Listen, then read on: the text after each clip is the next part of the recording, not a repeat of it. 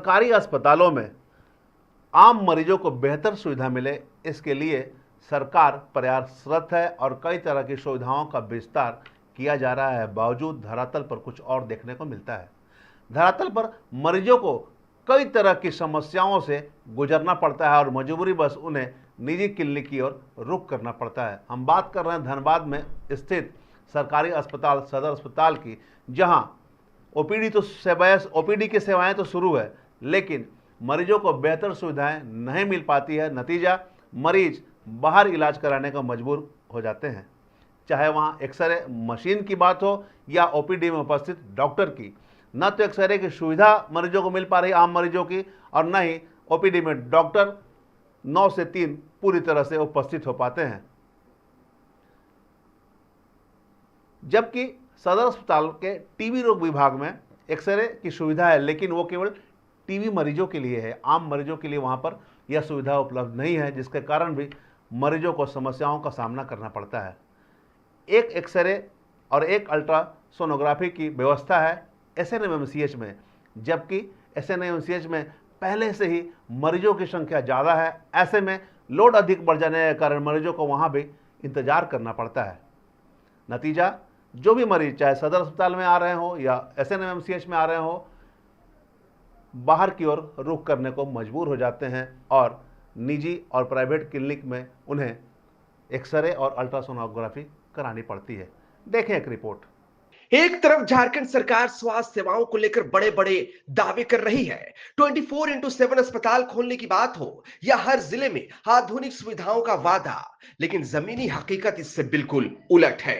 राज्य के प्रमुख अस्पतालों की स्थिति यह बताती है कि स्वास्थ्य व्यवस्था दिन ब दिन और भी जर्जर होती जा रही है। जिले का सदर अस्पताल हो या शहीद Nirmal Mahato medical college and hospital, जहां हजारों मरीज बेहतर इलाज की उम्मीद लेकर पहुंचते हैं, लेकिन सदर अस्पताल में ना तो आम मरीजों के लिए एक्सरे की व्यवस्था है, ना ही अल्ट्रासोनोग्राफी की। मरीज को या तो एसएनएमसीएच पर निर्भर होना पड़ता है या प्राइवेट जांच घर की ओर रुख करना पड़ता है। वही अस्पताल में एक एक्सरे मशीन है, लेकिन वह टीबी के मरीजों के लिए आम लोगों का वहां एक्सरे नहीं होता। 2-4 आ जाते हैं। हाँ, क्योंकि टीबी मरीज के लिए स्पेशल करना है, सदर के नहीं करना है। सदर से नहीं करना है, मैंने चेस्ट के लिए खाली स्पेशल है। मैंने ऐसे हाथ पैर हम तो ऑलराउंडर हैं, सब कर सकते हैं, लेकिन यहाँ व्यवस्था नहीं है। अच्छा, किस प्रकार की व्यवस्था होनी चाहिए? जैसे हमको डिवाइडर लेना है, जो कि पार्ट हम मैंने आजकल के हाथ के पैर के कर सकते हैं। सिर्फ हाँ नहीं, उसका एक अथी आता है मैंने अलग करने के लिए, तो हमको सिर्फ टीबी के लिए चेस्ट करना है। यदि सदर से भी चेस्ट आ जाता है तो उसको हम कर देते हैं। जी करते हैं, लेकिन सदर में लोगों का कहना है कि होता नहीं, केवल टीबी वाले का ही होता है यहाँ पर। देखिए सर, बात है वो सब भी चाहता है कि उसका टीबी वाला में नहीं जाना चाहिए, उधर इधर चल जाता है। क्योंकि ये मशीन केवल टीबी के मरीजों के हाँ, एसएनएमसीएच की हालत यह है कि एक्सरे जैसे सामान्य जांच के लिए भी मरीजों को घंटों इंतजार करना पड़ता है। वहीं अल्ट्रासोनोग्राफी की बात करें तो एसएनएमसीएच में सिर्फ एक ही मशीन है, जिस पर पूरा जिला निर्भर है। रिपोर्ट मिलने में इतना समय लग जाता है कि मरीज बाहर प्राइवेट अस्पताल का रुख करने को मजबूर हो जाता है।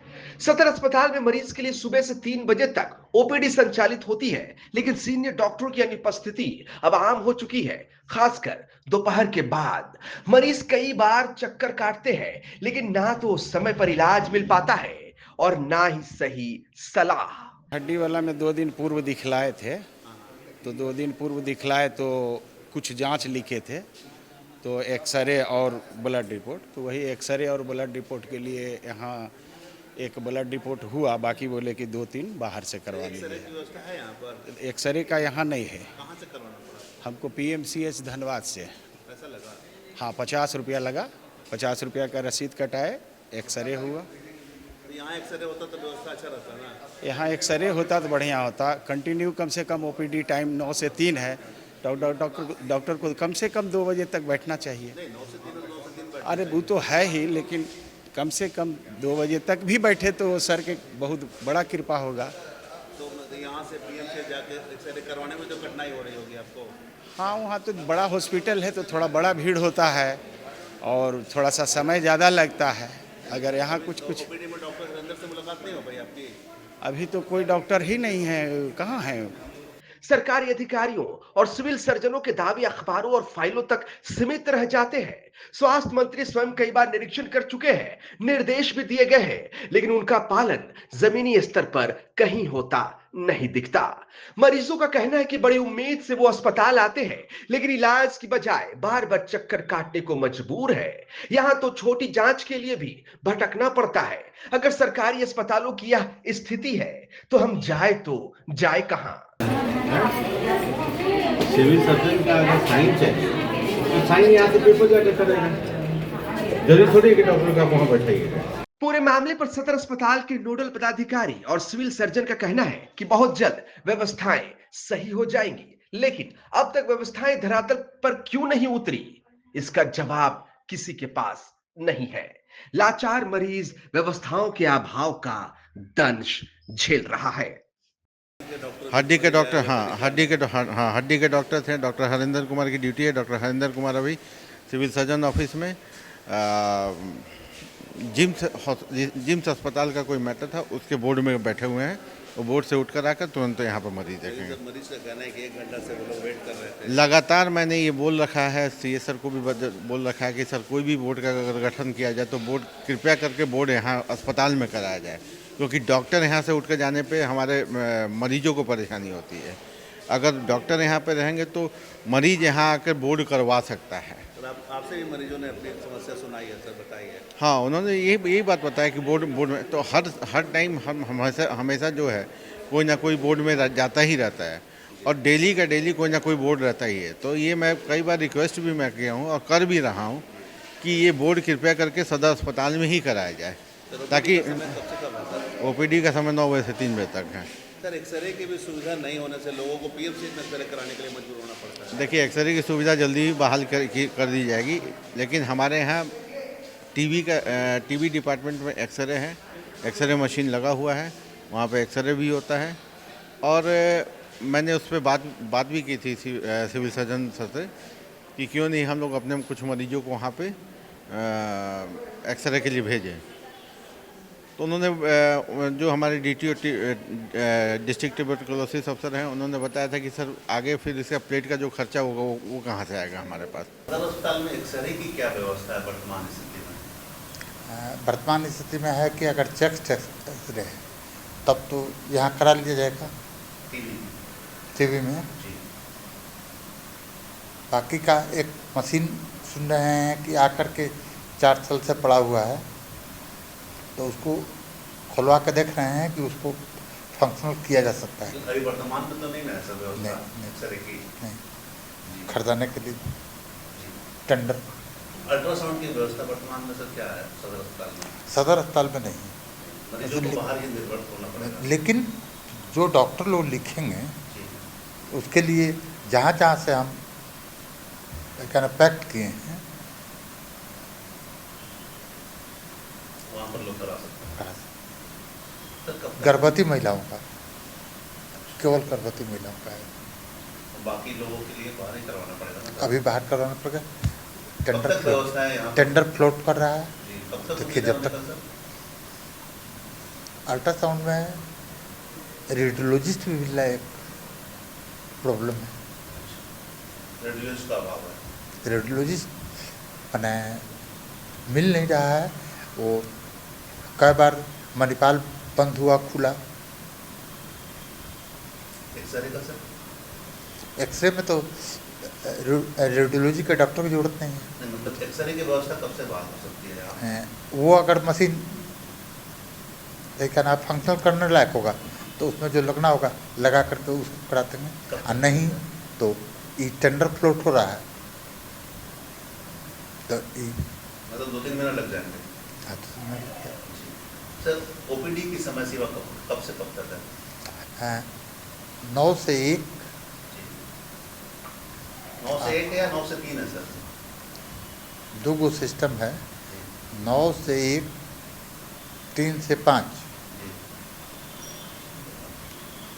या अगर 2 टाइम चलाने में कठिनाई हो रही है तो 9 से 3 चलेगी। तो अभी क्या चल रहा है सर वर्तमान में? क्या 9 से 3।